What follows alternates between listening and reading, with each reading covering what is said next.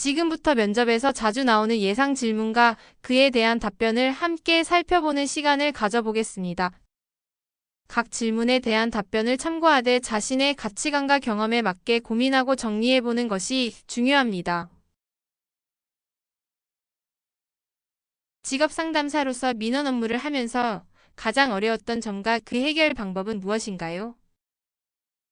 직업상담사로 근무하면서 가장 어려웠던 점은 민원인마다 요구와 상황이 모두 달라 맞춤형 상담을 해야 한다는 점이었습니다.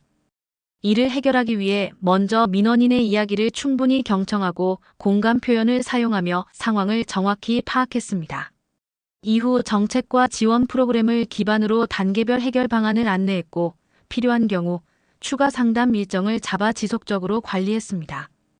그 결과 민원인의 만족도를 높이고 반복 민원을 줄이는 효과를 얻었습니다.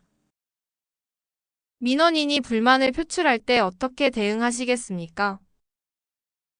불만 민원은 감정적 상황이 많아 신속하게 대응하기 어려운 경우가 많습니다.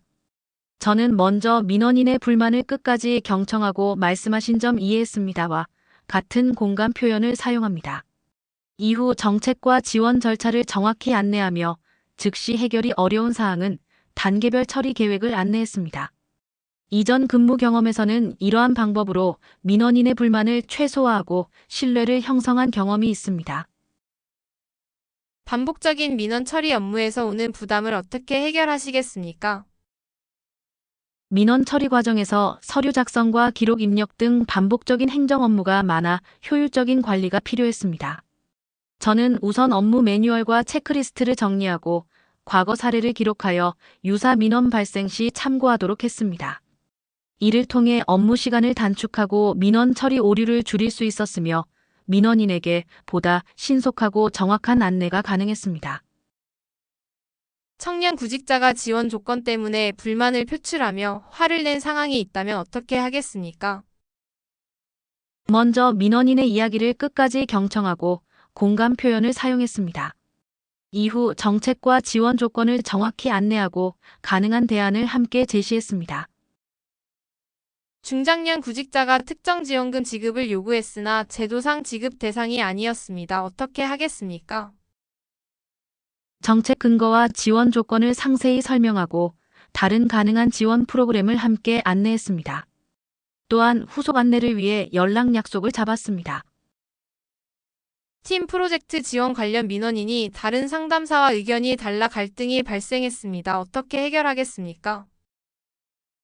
양측 의견을 모두 듣고 정책에 맞는 최선의 해결책을 제시했습니다.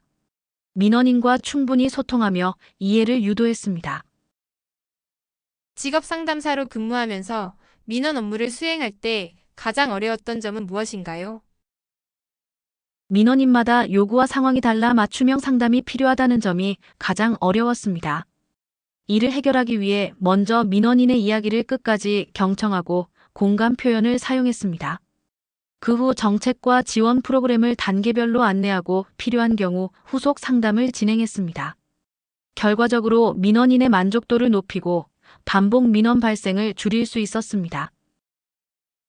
민원인이 화를 내거나 불만을 표출하면 어떻게 대응하시겠습니까? 먼저 민원인의 말을 끝까지 경청하고 말씀하신 상황 이해했습니다와 같이 공감 표현을 사용합니다. 이후 정책과 지원 절차를 정확히 안내하고 즉시 해결이 어려운 경우 단계별 조치 계획을 알려드립니다. 이전 경험에서는 이러한 방식으로 민원인을 진정시키고 문제를 원만히 해결한 사례가 있습니다.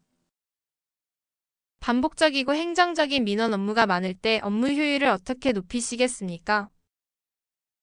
업무 매뉴얼과 체크리스트를 활용해 반복 업무를 체계적으로 관리하고 과거 민원 사례를 기록하여 유사 상황 발생 시 참고합니다. 이를 통해 민원 처리 속도를 높이고 오류를 줄일 수 있었으며 민원인에게 신속하고 정확한 안내가 가능했습니다. 업무 중 스트레스가 많거나 감정적 부담이 발생하면 어떻게 관리하시겠습니까? 업무 후 동료와 경험을 공유하며 피드백을 받고 휴식과 취미 활동으로 스트레스를 관리합니다. 또한 반복되는 민원은 기록과 매뉴얼을 활용해 효율화하여 업무 부담을 줄이고 있습니다. 더 다양한 내용으로 찾아오겠습니다. 시청해주셔서 감사합니다.